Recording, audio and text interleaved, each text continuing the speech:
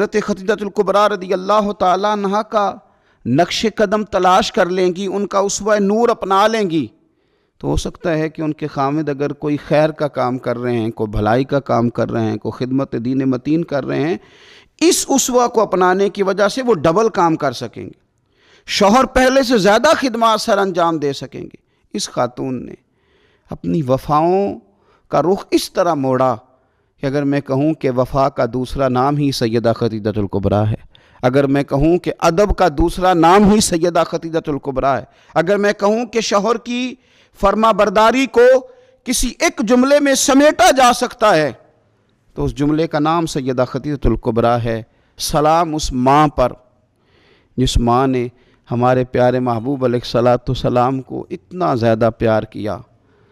کہ حضور سید عالم ان کے پاس آتے تو تسلی محسوس کرتے، کریم ان کے پاس جب تشریف لاتے